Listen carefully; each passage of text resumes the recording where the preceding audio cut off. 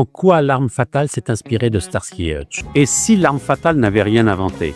Si tout avait commencé avec Starsky et Hutch? De mes unités, la chevalet verte a été signalée dans le parking de la salle de concert A.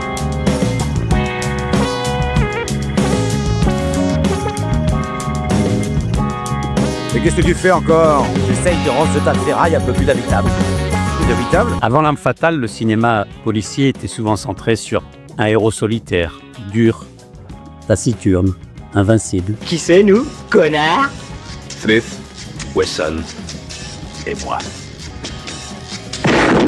Mais Starsky et Hutch, dans les années 70, change la donne. Deux héros, deux personnalités opposées, une amitié au centre du récit. Où est-ce qu'on va? À l'école Jackson.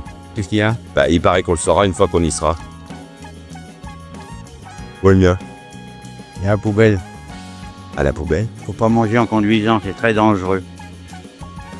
Mais je crève de faim, moi! Demain, on prend ta bagnole. Starsky est impulsif, instinctif. Riggs est suicidaire, instable. Hutch est réfléchi, analytique. Murtaugh, père de famille, stable. C'est pas une coïncidence. Le scénariste de l'arme fatale, Shane Black, reprend exactement cette dynamique.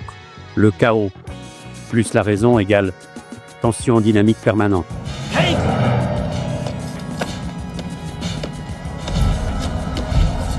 Et enfin, à quoi vous jouez? Dans Starsky et Hutch, les enquêtes ne sont pas le cœur émotionnel, c'est leur amitié, c'est leur relation. Ils se chambrent, ils se protègent et ils sont quasiment fusionnels. Même chose dans l'arme fatale. Tu sais pourquoi je suis sûr qu'il y a une bombe dans cet immeuble? Parce que je suis à 8 jours de la retraite, mon vieux, et que j'ai pas envie de faire une bêtise. Y a pas de bombe, je suis prêt à parier les parties vitales de mon anatomie qu'il y en a pas. Alors écoute, non, écoute. Fais-moi confiance, Matt, fais-moi confiance.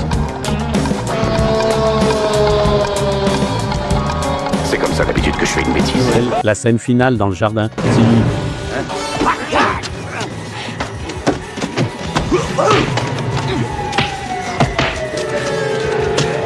L'émotion vient du lien.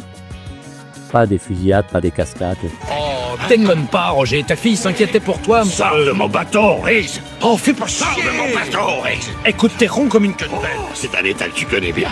Et c'est ça, l'ADN de Starsky et Hutch. Avant les années 80, les films policiers sont plutôt sérieux. How come you didn't stay for the fun? That's not my kind of fun. You talk to me. Save your soup. Mais Starsky et Hutch ose l'humour, le second degré, les punchlines. Vous voulez nous parler maintenant, Todd? Vous vous en tirez bien mieux après. Pas vrai, Hutch? Sûrement. Mais surtout, on peut avoir une scène drôle suivie d'une scène très sombre. C'est bien votre équipier.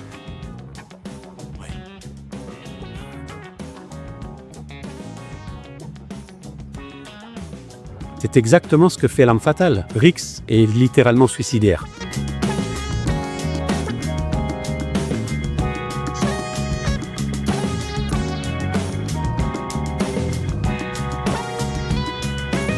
Et pourtant, il y a des moments très drôles. Tu vas voir ça.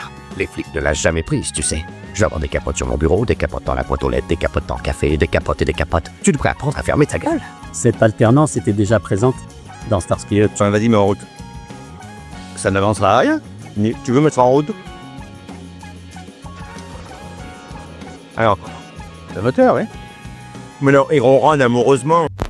Regardez les courses-poursuites de Starsky et Hutch. La caméra est nerveuse, musique funky.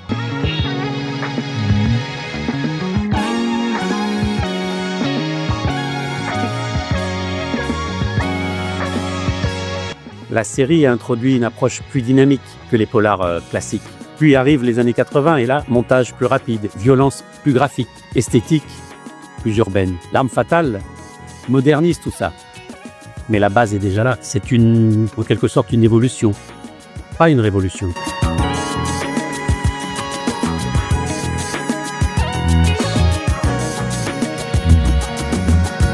Starsky et Hutch désobéissent, forcent les portes, contournent la hiérarchie. Riggs, lui, il explose carrément le cadre. Mais l'idée du flic qui est un peu borderline, sympathique, naît bien des années 70. Et ça change la perception du policier à l'écran. On passe du héros autoritaire à un héros plus humain. Et Rix, il y a encore une chose. Quoi?